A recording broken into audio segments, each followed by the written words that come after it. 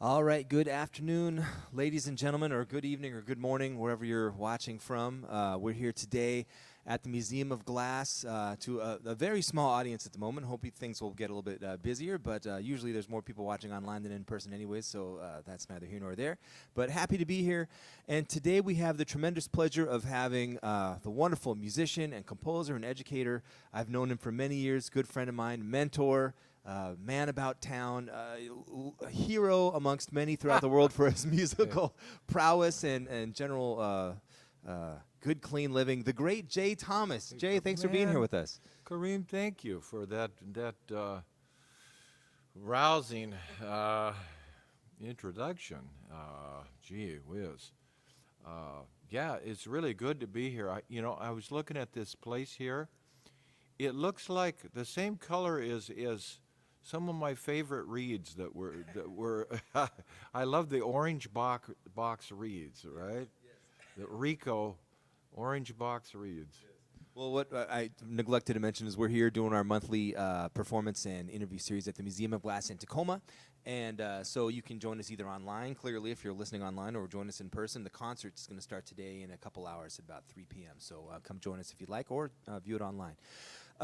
So also I forget to mention this always, but we'd like to thank our sponsors. Of course, that's the Museum of Glass, Tacoma Creates, Ted Brown Music, KNKX, Titus Will Cars, Edwin Jones Financial Consultant Rick Gray, and BCRA Architectural Firm. Without their help, this wouldn't be possible, and without your help, this wouldn't be possible. You tuning in and watching it and coming out to the concerts and all these things makes it possible for us to do these things and keep it free and open to the public in all ages. So thank you all for your support.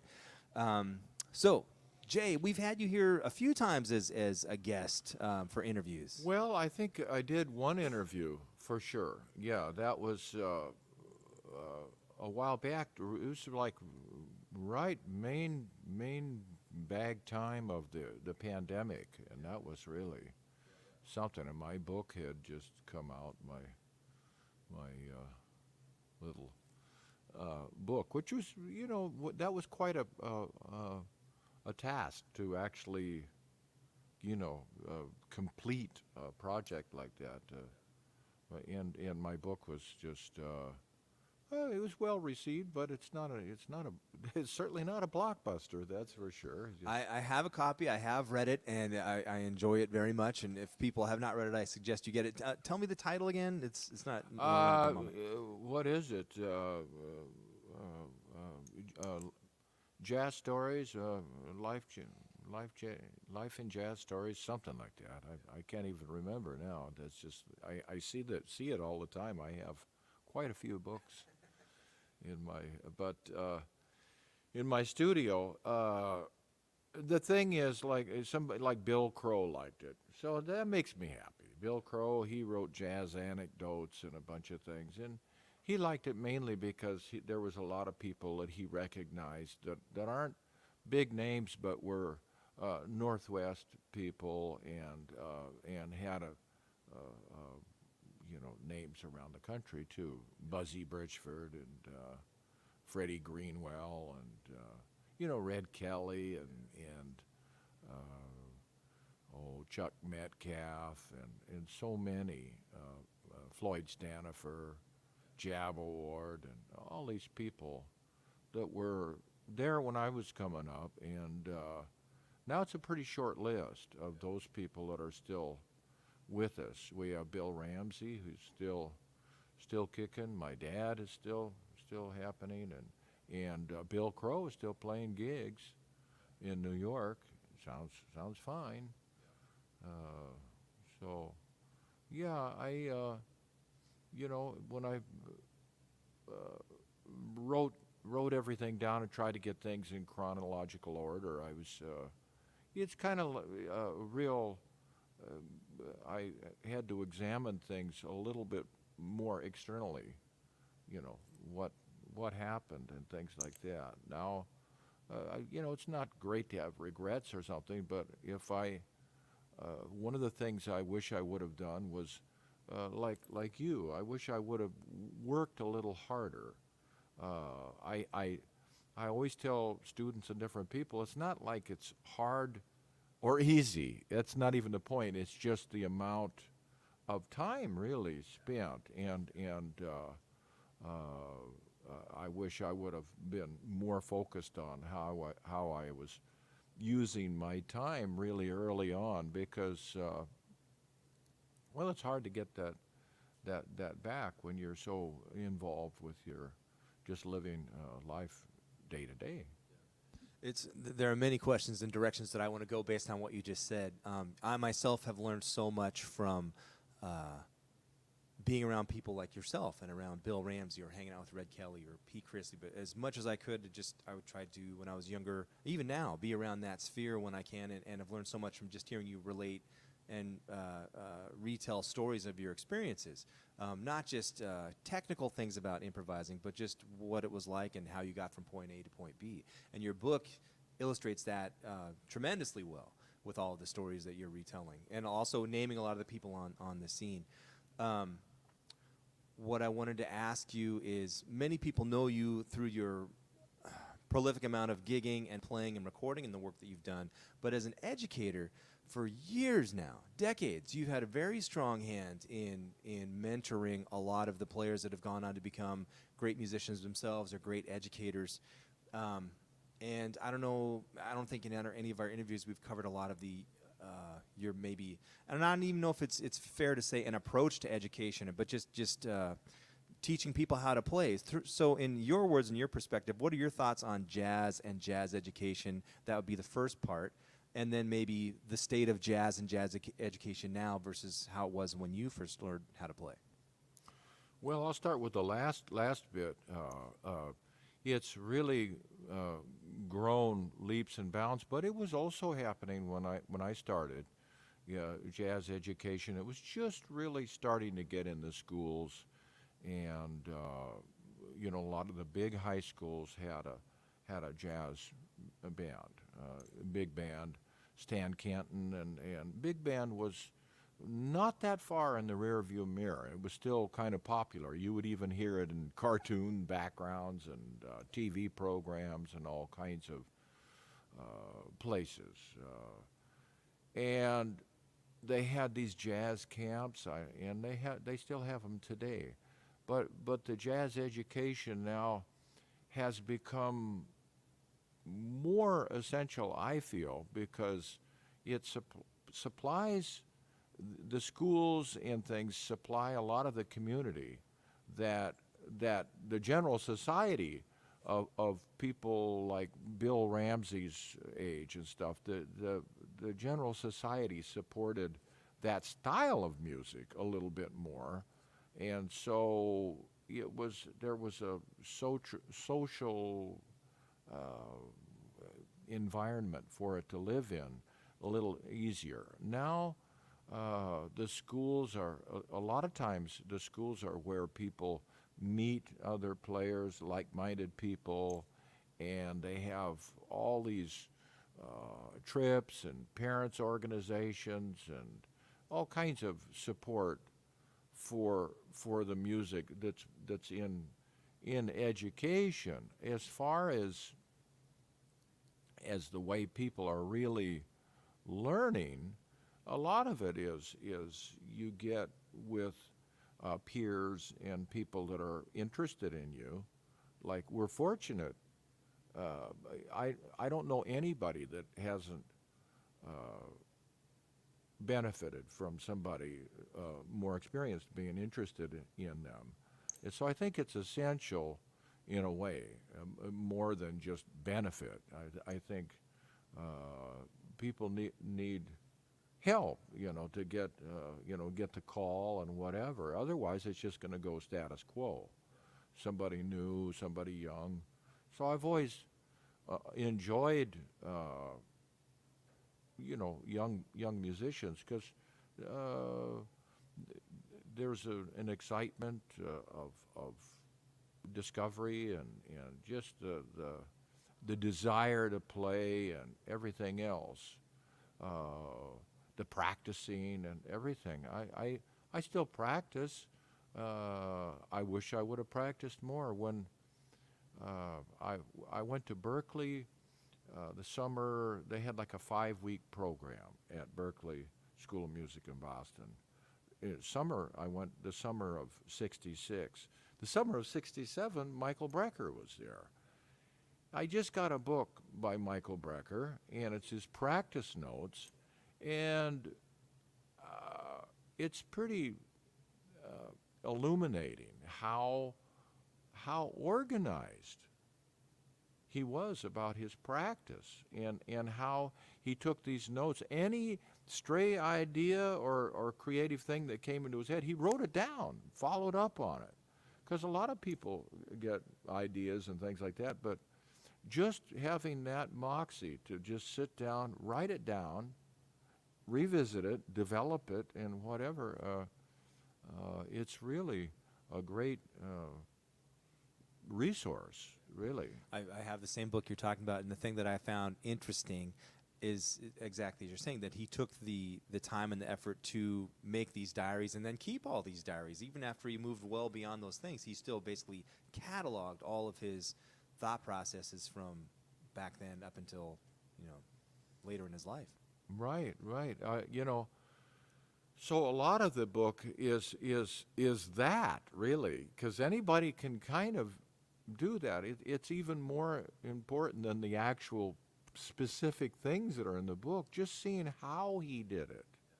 That's what we want to learn, is how, not always what, but how do we do this? And there's a thing on double tonguing. How many saxophone players work on double tonguing? Almost nobody. And then early in the book, he's going to work on, for 5 days, he was going to do double tonguing whole notes, like a whole note. What? I don't know what speed, but and then 5 days half notes and so on. And I went, wow. And some of the other people that practiced a lot were John Coltrane comes immediately to mind as somebody that really started logging the hours. So you kind of have to have some fire in your belly and some reason to do it. And I don't think, check me out is probably good enough reason to spend that amount of time at it. I don't want to get like touchy-feely about it, but somebody like John Coltrane, and I imagine Mike Brecker they had hitched their musical wagon to more universal and spiritual aspects of the music. And they both had a situation where Mike Brecker was a recovery guy and pretty open about it, and John Coltrane, we called it a spiritual awakening when he stopped all his monkey business and just got down to the business at hand of playing and practicing and composing and meditating on what he was doing in life. So it's amazing. Well, I think a big part of what you're saying, and again, you've taught tons and tons of students over generations, and probably parents and their kids, I'm assuming, but I don't think I'm wrong in that statement. A big part of it is not necessarily the desire from students to want to get better into practice, but I think a big thing, and maybe you can agree or disagree, the big thing is knowing what to practice and knowing how to practice. And I tell the students all the time, it's like you could practice for 5 hours and get nothing accomplished. Conversely, you could practice for 30 minutes in a more efficient way and get things dealt with. So what are your thoughts and opinions on that? Well, that is, having the need and the desire is kind of goes hand in hand. So for me, when I started playing, reading, and I was playing in swing bands and things like that. But then I started getting in these little funky dance bands and things like that. And they didn't have any charts. And a lot of times we were just doing like the James Brown kinds of diddle-it,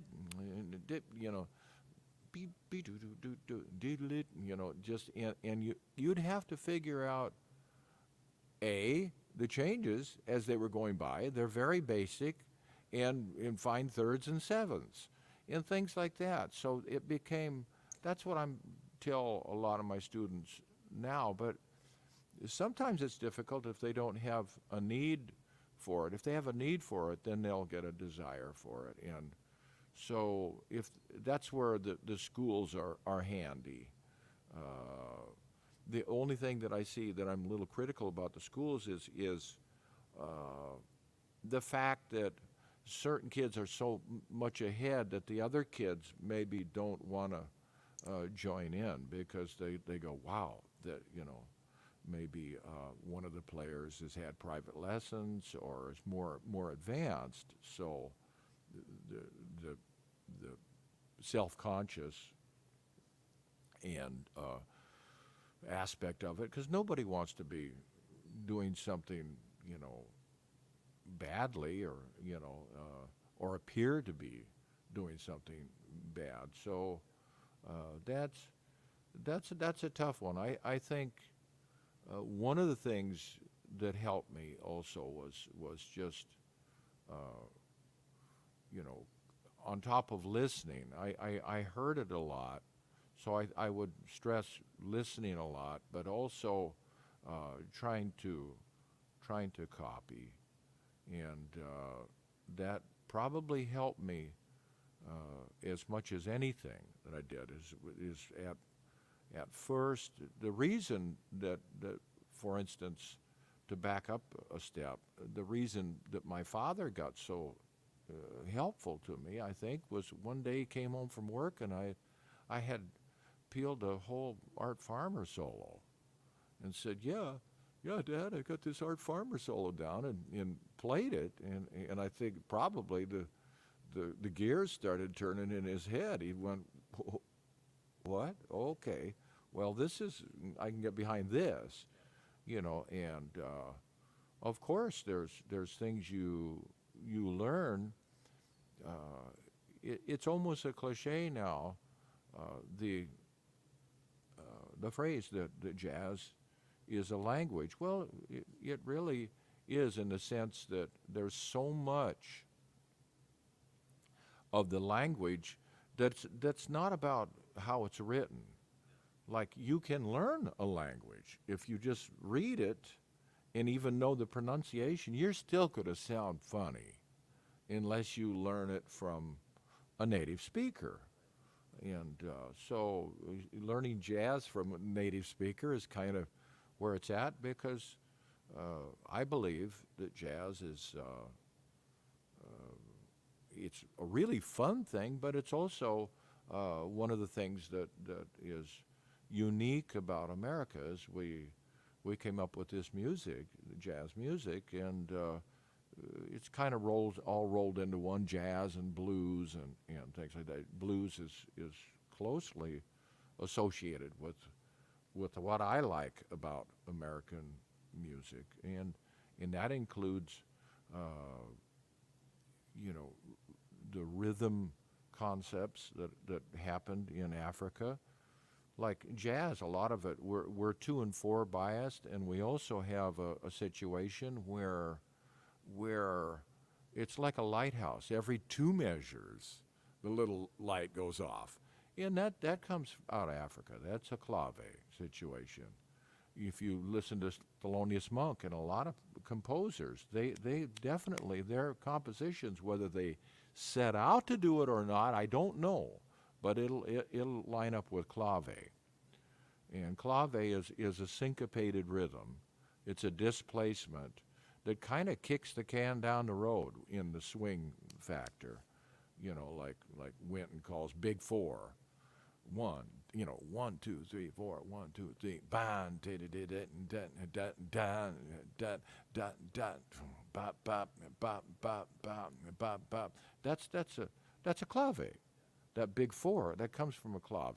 And so, you know, it's just one of the American things that I really, you know, like. I guess I like it because I look at my life and that's what I do, you know, and every second, I don't know what I feel about anything really, but I think jazz is a heck of a lot of fun, and I like a lot of the attitude behind it because it was kind of a do-it-yourself situation. People didn't give the first jazz players permission to do this. They just did it. You know, they had to. You know, that's where, you know, it came about. We have a lot of things from Africa also, as far as a different kind of tonality and various things. I like to say, like, jazz it's not just the music of the spheres, kind of like, you know, like Bach. Let's say Bach. You know, putting yourself into a Bach piece is not necessarily the point. The point is to find the most correct resonant sound you can make on your instrument and play it, because it's amazing. It's the math involved, the ideas, and just the mathematics and the harmony is great. I look at jazz as completely related, but completely different also, because, you know, jazz is also like, ow! It's like the sounds we make when we stub our toe and all the rest of it. That's the human aspect of that. So it's got both things going. You know, the Bach is German, and I have a feeling that a lot of that was kind of closed down. Some of the French stuff is just completely florid in comparison. You know what I mean? The German thing is just mathematical and dark and this and that, and then the French thing is like, God, they got vibrato for days and this all kinds of stuff, you know, and it's just a different culture. But a lot of that, the bending of notes, the micro tuning, all those things cannot be written down. So that's why I stress back to how do we do it? Well, copying will fix a lot of that. If you're really into it and you get deep enough into it, you're going to go, oh, Coltrane's sheets of sound. He plays low in the pitch when he does that. There's all kinds of things that are unique to jazz that are just an expression. So I think that's what attracted me to jazz, you know, was all of a sudden the idea, the concept that I could possibly have a career doing something where I could express myself was like a powerful idea. Anyway, I thought, wow, that's a cool thing. That would be neat. Well, you mentioned before we started this, we were talking about education. You just finished up. This is an annual workshop that you do with Michael Van Beber, summer camp. Yes. We are so fortunate. Michael Van Beber has managed to get the domain name SeattleJazzCamp.com. And I went, wow, this is great. And what happened is we looked for a place to do it, and Finney Ridge was just a real centrally located place in Seattle. It's convenient, parking, it's got nice rooms in there. So this is our third year. This year was the best. We had, last year was pretty good too, and they've all been good. But this one was really, well, I don't know. They're all different. Every year is different. This year had a real good attitude. The kids had a great attitude, and I was really proud of how much they progress in a week. Our camp, we do a lot of playing. We're not going to different rooms for different things. It's not all sliced up. They've got their instruments out, and we are going after those 4 or 5 songs incessantly for 4 or 5 days. They might get in a real concentrated dose what they would do over a year's time in as far as the opportunities to solo, and just because when you're doing that in your school jazz band, it's not going to be as much. Well, what you had mentioned that I thought was actually kind of profound is, and again, I know you've worked with lots of students. I've taught a lot of students, and we see the not self-deprecation, but also usually it's like almost like a mental hang-up where the students are like, well, I don't know what to play. Right. And we mentioned, as you said, it's kind of cliche to say, well, it's like a language. Jazz is like a language, and it is. But when, and I don't want to put words into your mouth, but if you could say it again, you were talking about how, well, we were talking. Well, Can you explain that? Yeah,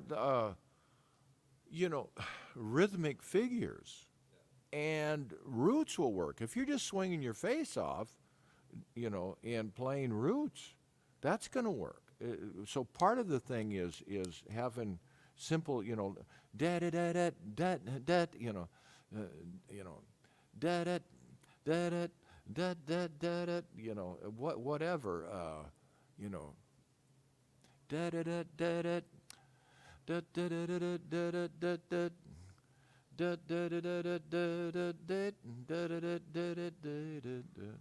Just then all of a sudden we can start getting into, riffing and all kinds of things, and you don't have to play a lot of stuff. If you just doing roots, figuring out, where do the thirds go? Oh wow, thirds are usually pretty darn good notes. Start on a third, then go to the closest third or seventh. So we would do those kinds of things, or we would just get the scale too that would go over the change, and just doing the first 5 notes of the scale in some kind of time really works. So my idea for my students was to take a lot of the ideas about creativity and just not worrying about that so much, and just getting something that works and getting it in repeating it enough so it's a go-to situation. Because Jessica Williams told me she thought jazz was more of a limbic system function than a thinking one, and I kind of agree. In a way, it's and that's where repetition is our friend. When we repeat something enough, the brain is an amazing thing. It'll start to do it automatically, so it'll free up space. That's just the way it works. And when we get into that automatic zone, then we can start accessing stuff way better. If we're thinking about it, trying to grind it out, then it's not going to go as well. As far as creativity, I've always heard people say that self-deprecating thing. Well, I'm not very creative. Well, how often do we have a conversation that's identical to one that we've had before, word for word? Like never. So we're all creative, but essentially, a lot of people are not interested in enough in music that they're going to get into it on the level where it becomes a second nature and like a language. And if it does get second nature like a language, then creativity is like, wow, it's kind of relative. Like Slim Gaillard, who was around Tacoma, he said, yeah, I wrote a song every day, Well, most of them were I Got Rhythm or blues. it's kind of like learning how to rhyme.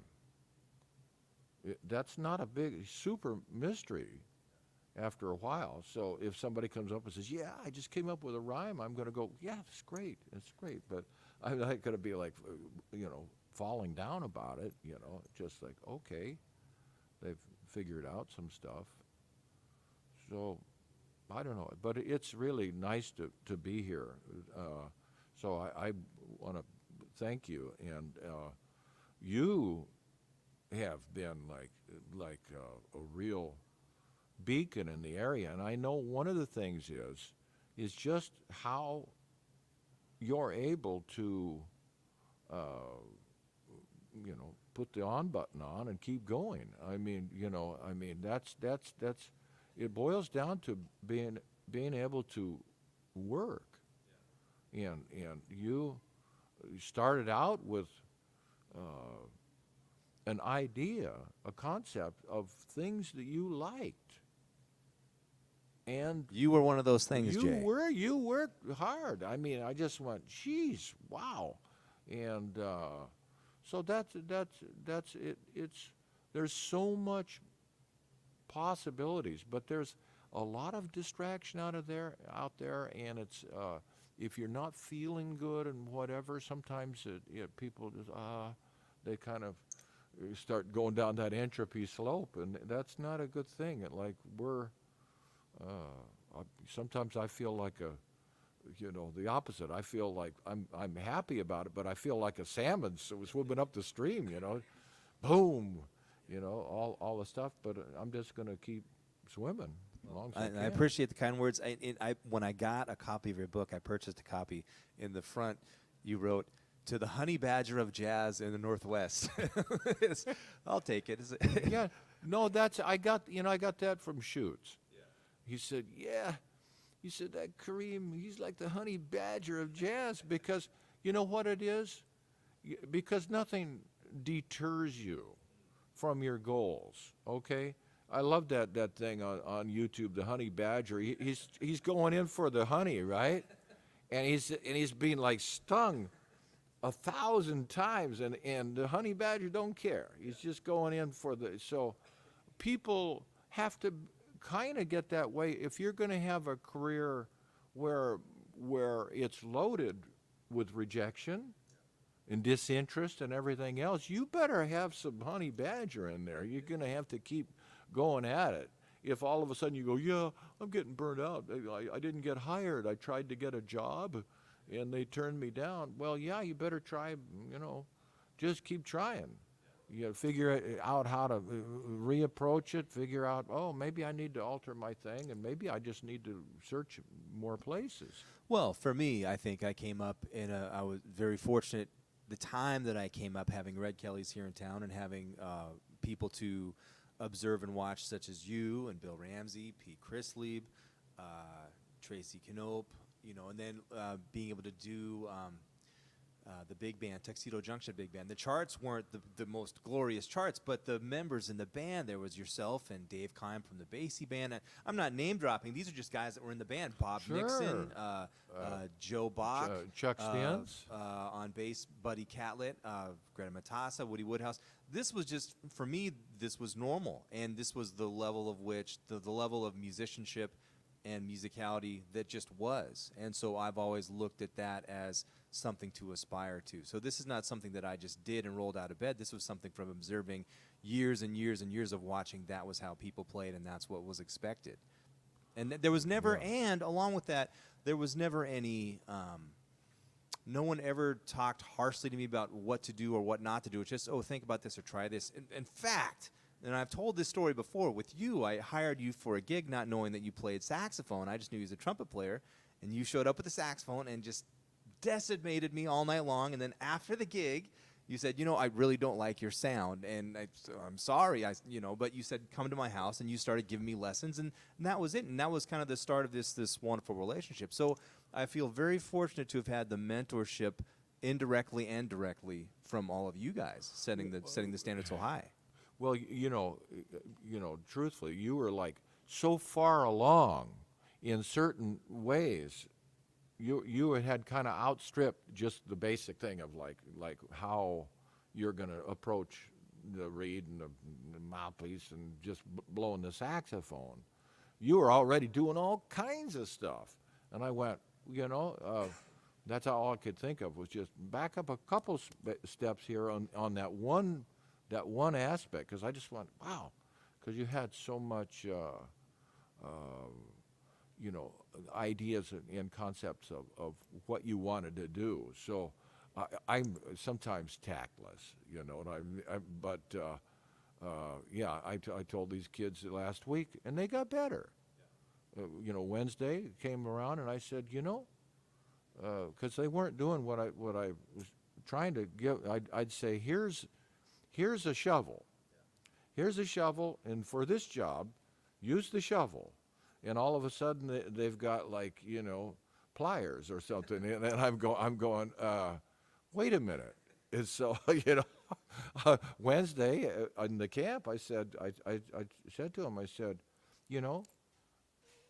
it's a little bit painful, when you're, it's not that tough to just stay in the ballpark of where these harmonies are going, because nothing was that difficult. But that Tuxedo Junction band, I used to have fun. I remember meeting Buddy Catlett, and I had heard about him for years. When I first got on the band, also Freddie Greenwell was on the band. He's a legend. Him and Buddy, wow. And then Bill Ramsey would play, and Chuck Stentz. It was a lot of fun, and because it wasn't serious. The music was, swing band, occasional solo. But the musicians were. I mean, even if they were just hanging out and relaxing, the music was always amazing. And for me, you never realize how good something is until it's gone. And I don't see. I know we're blessed. We have an embarrassment of riches of big bands in the area, but I don't see that same thing. And I'm not talking about charts. I'm just talking about loaded with great musicians doing that thing and getting paid to do that. The nice thing about Bill is he would have paying gigs on a regular basis, and the band was working a lot, Well, yeah, that's right. There's the thing I saw. Yeah, it's a great Buddy Catlett thing. You can look it up. It's if you look on YouTube and you go Lucky Thompson and Buddy Catlett, there's a whole concert that they did. It's a Lucky Thompson thing in France, in Paris. Oh my God, so it was really going to town that year. That was 1960, and everything changes. But jazz has been going for a while now, and it had some things that were just great at that time, even. Well, and that's why I wanted to talk to you about. You've grown up here. You've had access to great musical minds. You've been doing this for an incredibly long time, and you're well regarded on the scene. Not only as a tremendous musician, not just here in Seattle, but worldwide, but also too as an educator. And I can't remember if this is something in print that I saw. Maybe it was in your book. I can't remember where I read this, but you were talking about. And most organizations now, the conversation is, well, how do we get younger people into the fold of what we're doing? And you were talking about, a lot of the kids, the music, from the 1940s and 50s, that's not their music. Their music is the music of today.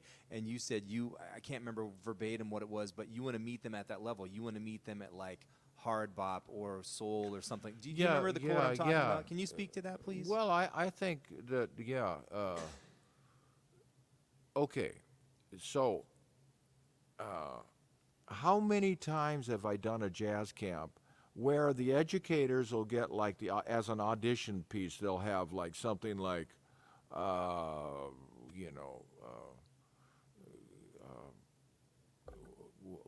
Autumn Leaves.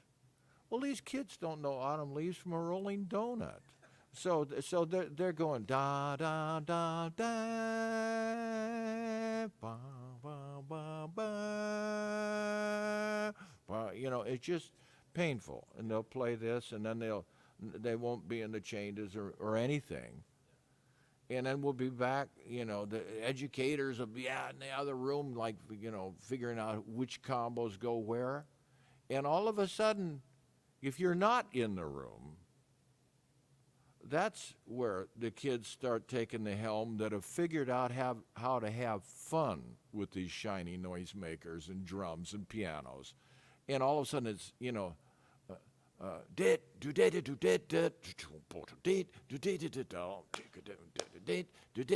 or what's the other one that they always play? Chameleon, Chameleon. Watermelon Man, and the other one is Careless Whisper, but I can't. I'm going to leave that alone for right now. But Chameleon, did it,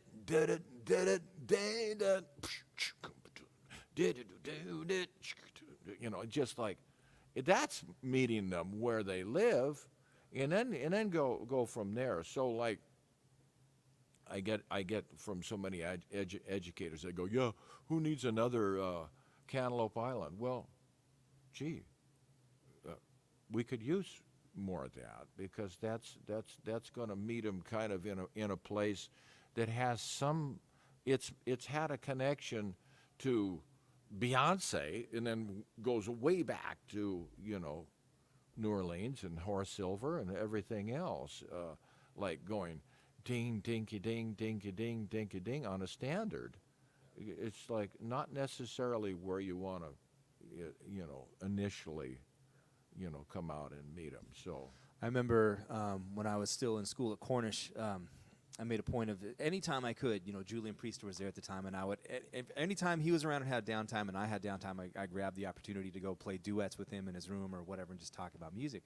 And I remember one time I was asking him, you've played with so many people and done so much, and people say jazz is dead. Clearly it's not dead. It's around and it's thriving.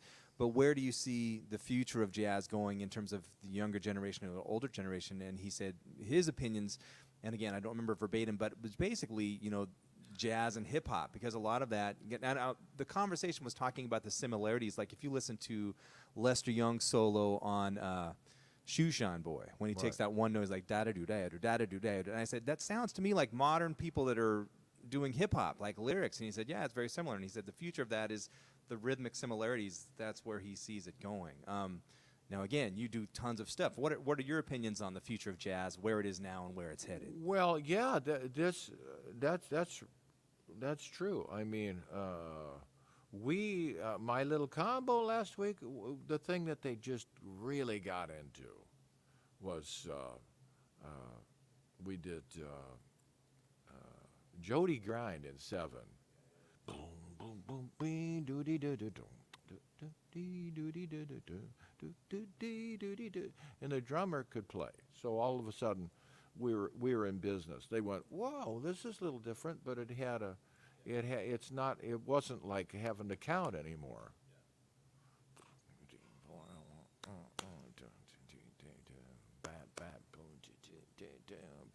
There was a repetition. So I think that the rhythms are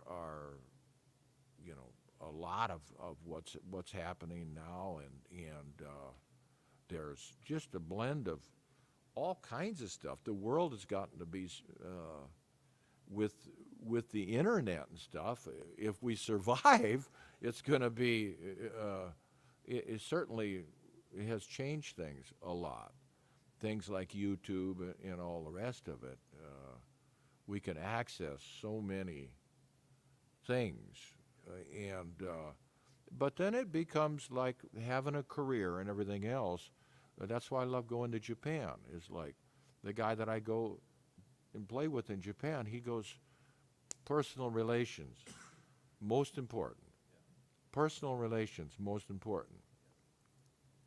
So it's like people are asking about AI. Well, I would love to live in a world where, in a universe where AI takes care of us and everything's fine, and AI is sentient and has a sense of humor and everything else. But am I that interested in AI? Well, no. A lot of it is there's a story to be told, and so I'm mostly interested in a human story. So it's irrelevant if AI comes up with a perfect Solo. What's a perfect solo? Come on, give me a break.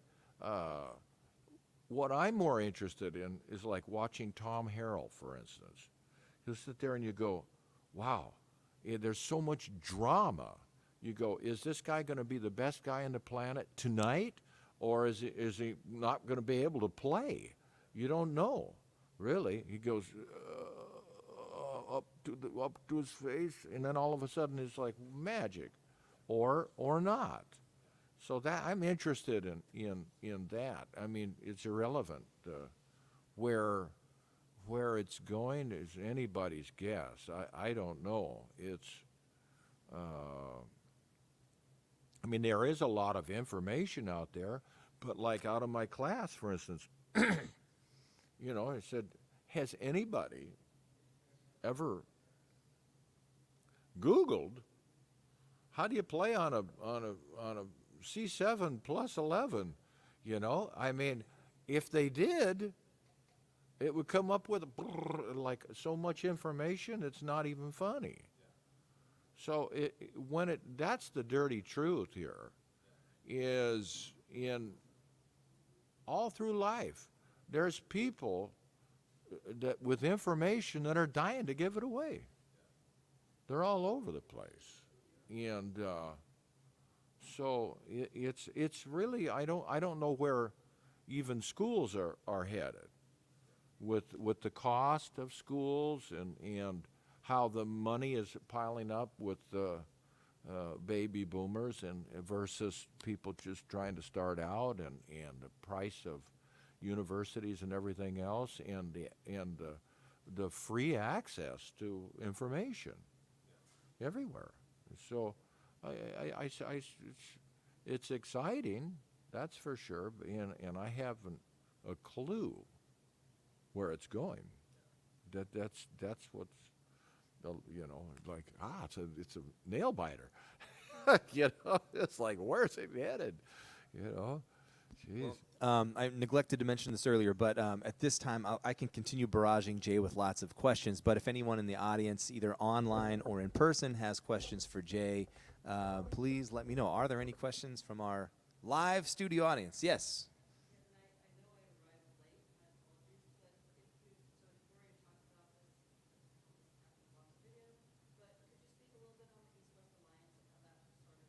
So the question is, Jay, can you speak a little bit about the East-West alliance that you're a part of, and can you talk about how that began?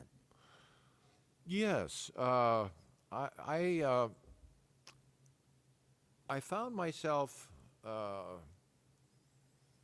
in a situation where I really needed to be employed all the time. So I made a really good demo tape, professionally produced demo tape, and it had like all kinds of stuff. And 15 or 16 songs in 15 minutes. There's like a medley, right? And my wife speaks and sings in other languages, so at the end we went, well, let's put those in there too. And there was a guy in Tacoma, Jorgen Cruz, who ended up in Japan. And we sent our promo all over the place.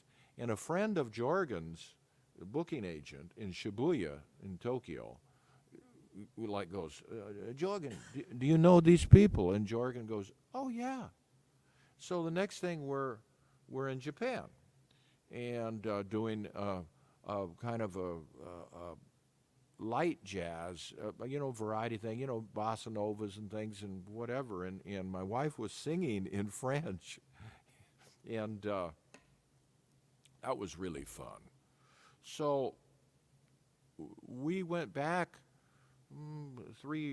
maybe three or four times doing stuff like that. And at one point, I decided, because I was getting so into flute that I wanted to get a really nice Japanese flute. So I went down.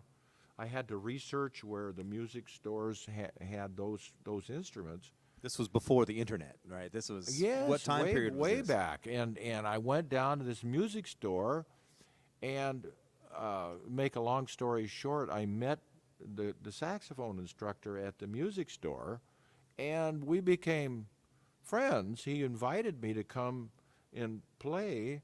I'll never forget it. A place called Star Eyes, a great club. It had a real nice sound. And I go into this club, and usually I have to wait, to go to sit in.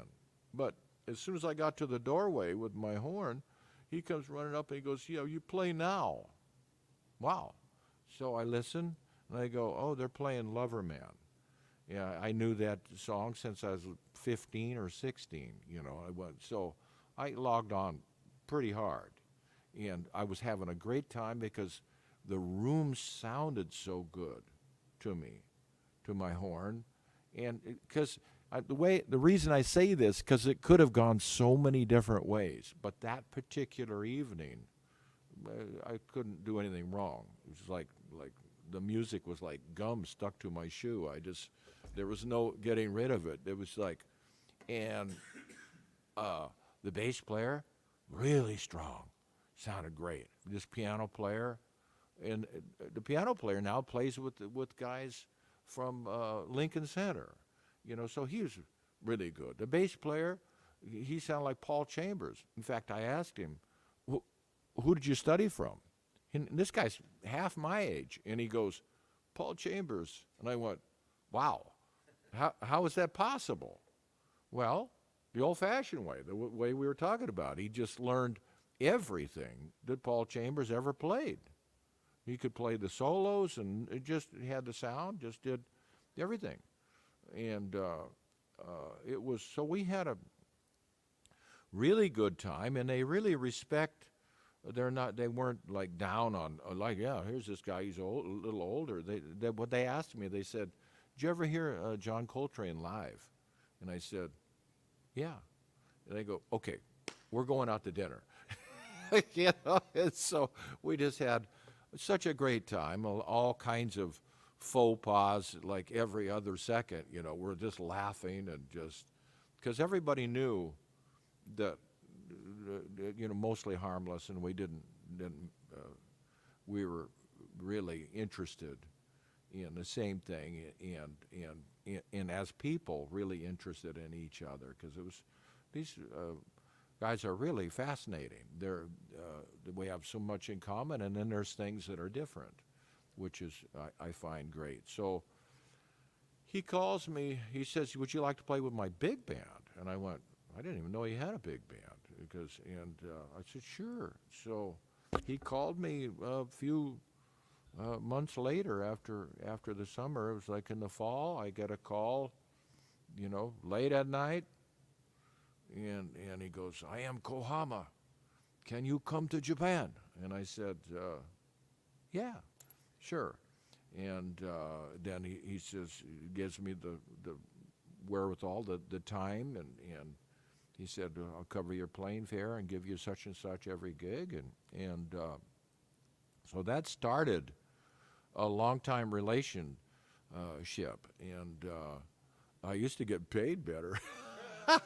Now I'm one of the gang. You know what I mean? At first I was like this special unit from the U.S., but now I'm just another guy in their band with them. We're just like the same now, and I like it like that. I've figured out ways to make it work for me, and it's really, really fun, and I love those guys.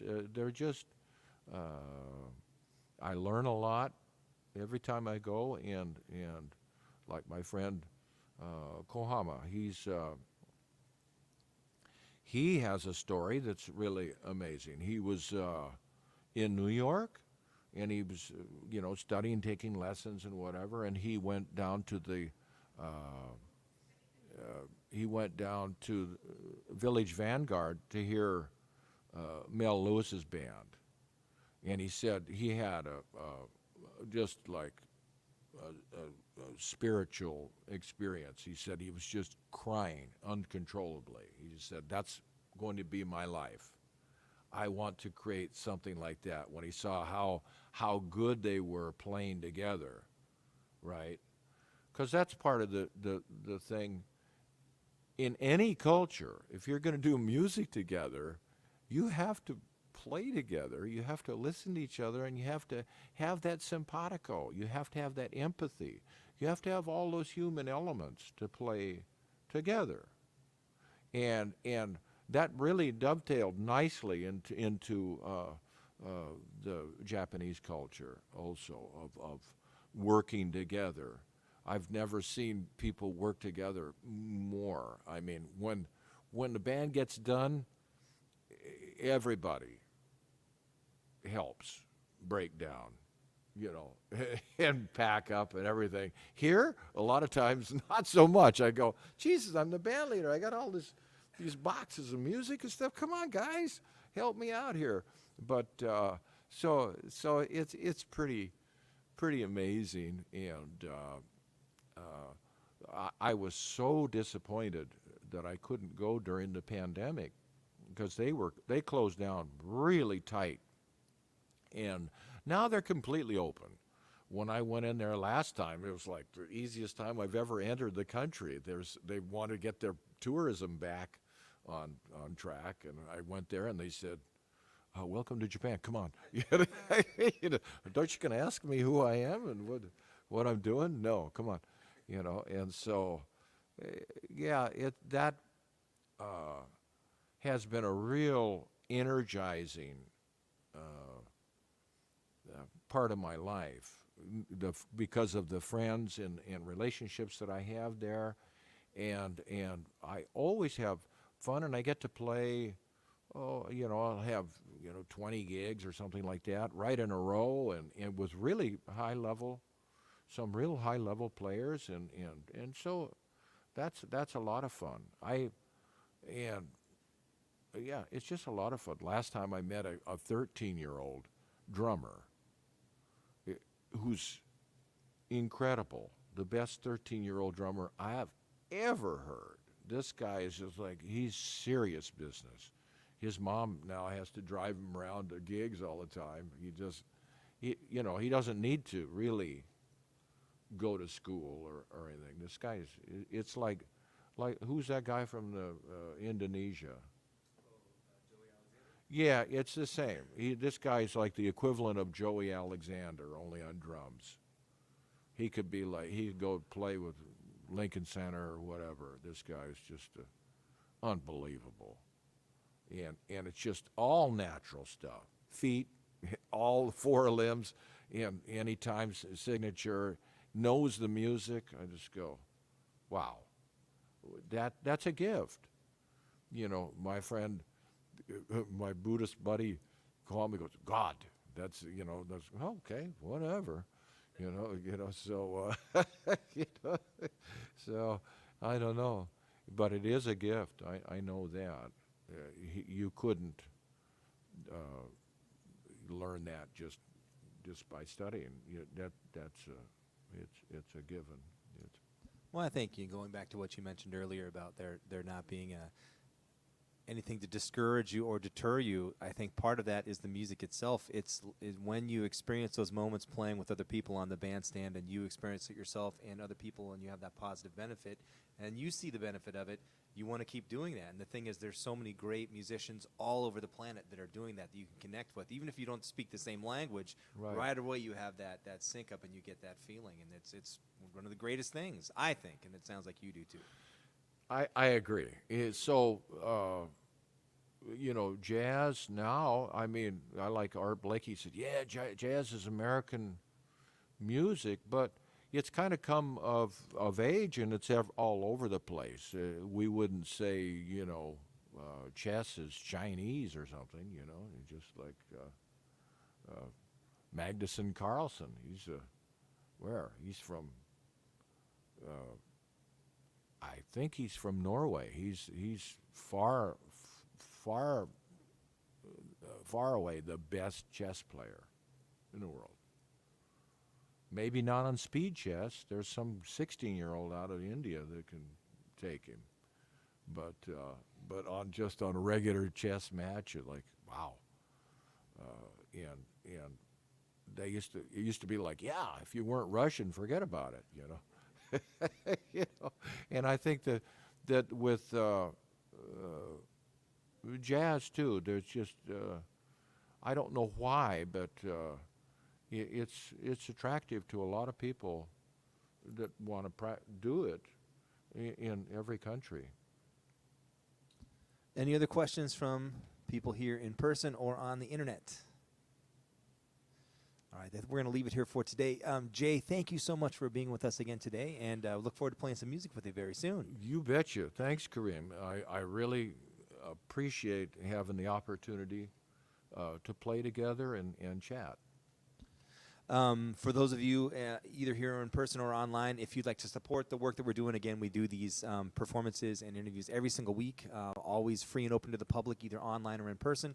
If you enjoy the work and want to support it, feel free to make a donation. You can do that in person, either at the front of the stage here or online, and all that information is at the beginning of the post if you're watching this online. And you can do like via Venmo or PayPal or mailing a check or any of that kind of stuff. But other than that, it's been a pleasure, and we're going to take a short break for about an hour to get things set up, and then we'll start the concert. So thanks for joining us. Yeah.